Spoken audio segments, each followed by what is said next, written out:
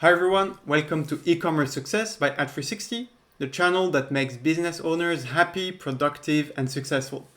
Today we're going to review a news about Google and how they updated their ranking system to take more into account the page experience for desktop. We're going to discuss what this change is, what it means for your website and your business, how you can take advantage of that, and what's the long-term implications of that move. So if you want to learn more about website ranking, search engine visibility, and long-term trends about how to rank in the first results, stick until the end of the video because I'm going to show you a few things that you can do today to check that and make improvements for your website visibility. If you like this content, if you enjoy these videos and you get value out of them, please smash the like button, put a comment below and subscribe to the channel. All these actions are going to take you only a second, but they really make a big difference for us. All these little actions are individual steps towards making this channel more popular, more visible, so that we can help as many businesses as possible. Thank you. This video is brought to you by Ad360. Ad360 is the easiest way to increase your sales online if you're running an e-commerce business or an online business. With Ad360, you can easily implement retargeting, geolocation ads. You can get automatic creatives dynamically generated for you, even if you have many products. And you can manage in one place all your Google, Facebook, web, and mobile ads. So it's super simple to get started with. There's a 14 days free trial, and you can book in the description a free demo. Okay, let's jump right into today's video topic. So I got this news from SearchEngineLand. So they have a lot of content regarding search engines, online visibility, SEO, and how basically to get your website more visible and to get more traffic, hence more customers on your website. And they talk about this Google page experience update for desktop. So it's something that started last month, started as an experiment. Google started putting more of a focus on page experience, and we're going to discuss what this means specifically. And they announced a couple of days ago, 3 days ago on March 3rd, that they finished the rollout. So now whenever there is a search result on Google on desktop, it includes this new information. So what this exactly, so let's review. If you've talked about or if you've looked into mobile search engine results, you've known that for a while Google has used more than the website content to rank results, which means to determine how, which results are going to appear first when a user makes a search. And these results not only take into account the content, but also, and especially on mobile, or up to now, it used to be especially on mobile, it took into account the page speed and the page experience as a whole. And now they're making the same changes to desktop. So you can see here, there are a few factors which Google as a whole call the core web vitals metrics. So we're going to discuss what each of these means, so don't worry. But basically all these factors, largest contentful paint, cumulative layout shift, first input delay, HTTPS security, and absence of intrusive interstitials, all these factors that used to be valid for mobile, they're also valid for desktop now. Outside of mobile friendliness, of course, which is just for mobile. But all these factors now play a huge role in determining which results go first on Google, both for mobile and desktop. So this was something that started last month. Now all search results apply these new rules. Concretely, what does this mean and what is each of these factors represent? Let's look at this page, which gives a bit more details. So these, as I said, are the core web vitals. That's how Google refers to them. So the first one, LCP, basically means loading, right? So if the page loading takes a lot of time before you can actually get a full picture of what the website is about, you're going to lose rating on this. The second, first input delay, measures interactivity. So it's how much time you need to wait before you can actually do anything on the website, like click on a button or scroll or move on a slider, see different images. So regardless of what the first action is, if it takes too long before you can actually do anything, that's going to hurt your interactivity and your FID. The last one is a cumulative layout shift, or CLS, and that measures visual stability. So if, I'm sure everybody's already seen this before, if during the load time of the page you have an image that suddenly appears, pops in, and makes all the other stuff move around, it can create unease, or not as agreeable of an experience. And so Google takes all of that into account, as well as mobile friendly for mobile devices, HTTPS, which is a secured connection. So if you see this lock icon, it means you're in HTTPS. And it includes the absence of intrusive interstitials, all of these which make up for search signals for page experience. Okay? And so all these factors are now taken into account. So if you have great content, a lot of information which perfectly responds to a user query on Google, but that if these page experience signals are not good, you might lose your rank. You might be ranked lower than you used to because the page experience is bad in the eyes of Google. Either because it takes too much time to load, or it's not interactive fastly enough, or the visual elements are not stable enough during the load time of the page. Okay, and let's take Google's word for it. So they're saying how this page experience affects ranking. So they're still saying content matters more, right? So Google still seeks to rank pages with the best information overall, even if the page experience is subpar. So it's not the most important element, okay? So content is still king, right? You need to have the right information. You need to answer to the user query. So great page experience doesn't override having great page content. So what they're saying is having a great page experience is not enough, right? So even if your website is the fastest to load on earth, it has great first interactive delay, and it has a very stable visual element, if the content is not there, it's not going to matter, right? So content has to come first.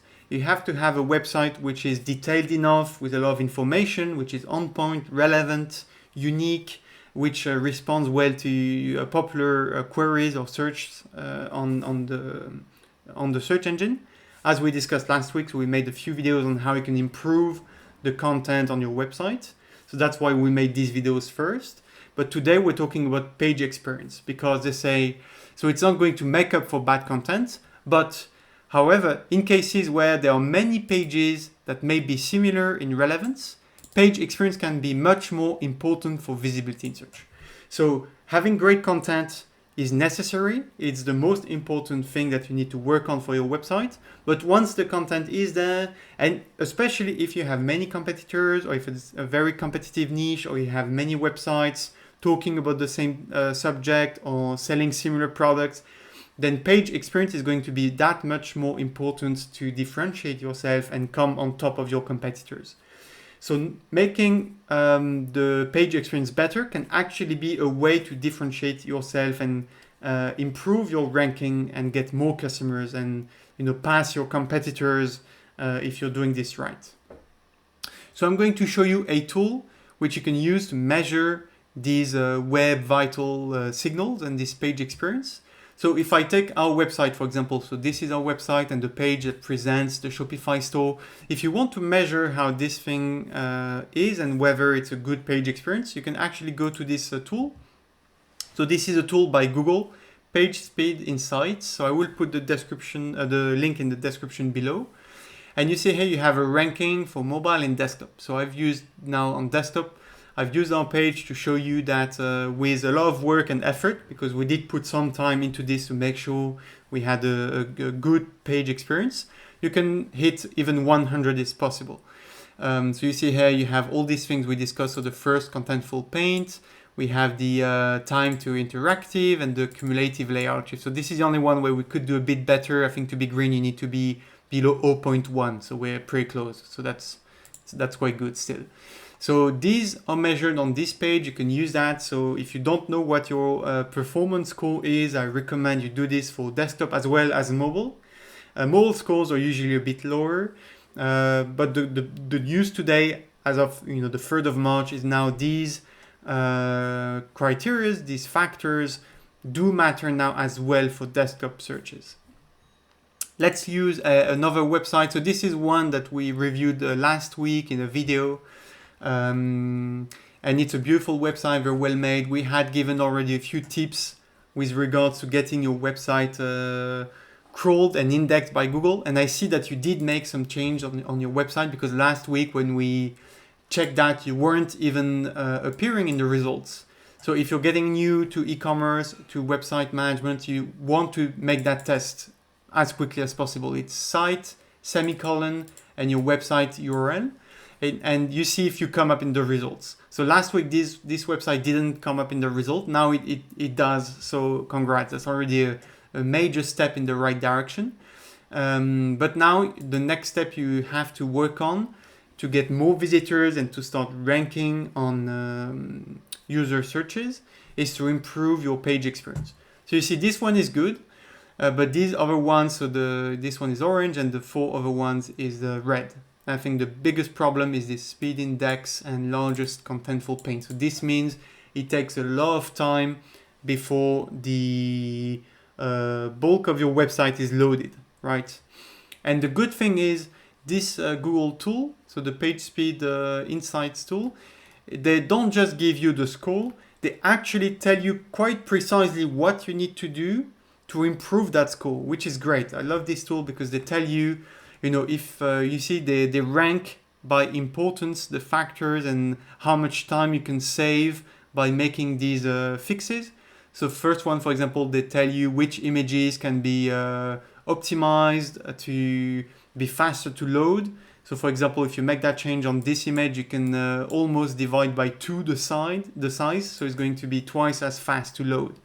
And you have a few other things, encoding image, some resources. They tell you which files you're loading. CSS, so that's for styling, or JavaScript, that's for interactivity and a few smart functions on your website. You're loading some files that you're not using. So, and they tell you exactly which ones are not needed and that you can remove. So all these little things are going to help you save time during the loading page. They're going to make the website faster to load. So it's going to increase the experience and you're going to have a higher ranking on Google. So these factors are now integral to the results. So as Google said themselves, they don't replace having great content, but it's going to be more and more important in the future. This is a trend. It's a long-time trend, a long-term change for Google. They're going to take more and more the page experience, the design, the speed, and all these other factors in question and in consideration to choose which results to put on the first page. So it's going to be more and more important to be on top of your game for all these factors. Okay, I hope you learned a few things today. So you'll find again in the description below the links that I shared with you today, especially the Page Speed Insights tool. The first thing you can do is first check what's your score. If it's good, congrats. If it's not good, it means that you can do better and that you can be ranked even higher than what you ranked today just by improving a bit the technical aspects. And the great thing, as I said, is Google tells you exactly what needs to be done. So that's a super powerful tool.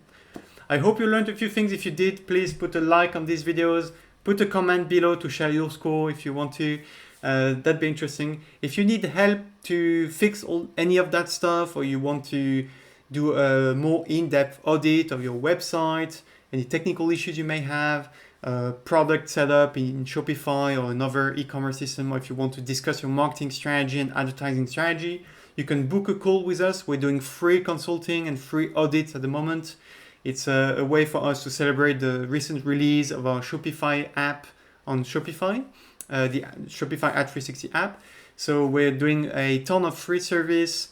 We want to help you be successful. And so I'd be super happy to have a call with you, discuss your website, see how I can help you fix a lot of these things so that you can focus on your core business and selling more wonderful products to your audience. Okay, have a great day. Hope to speak to you soon. Bye.